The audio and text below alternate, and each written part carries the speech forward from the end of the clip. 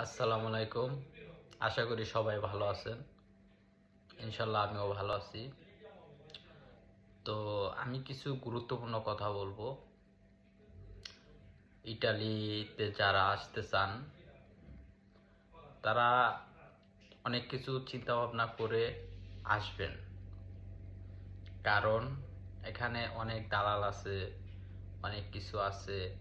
এটা চিন্তা ভাবনা করে তারপর আসবেন, কারণ আজকাল ভুয়া ভুয়া কথা সবাই বলে, অরিজিনাল কথা কেউ বলে না।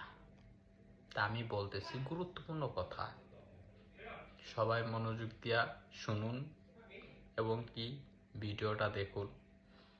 আমার ইউটিউব চ্যানেলটা সাবস্ক্রাইব করুন, লাইক বাটনে লাইক দিন, কমেন্ট করুন, জানান পরবর্তীতে কেমন ভিডিও চান।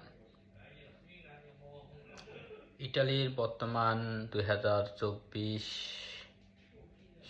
ফ্লুসি জমা হয়েছে। তো কিছু কিছু শহরে ভিসা দিচ্ছে এবং কি উঠতেছে, এটাই। সো আপনারা একটু ধৈর্য ধরেন, আস্তে আস্তে ইনশাল্লাহ সব নুলস্তা উঠবে আশা করি।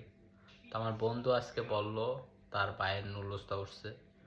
তো কেউ টেনশন করবেন না, 1 মিনিট 2 মিনিট 3 মিনিট আস্তে আস্তে সবাই নুলস্তায় উঠতেছে। তো আশা করি আপনার কটা উঠবে 5 মিনিট।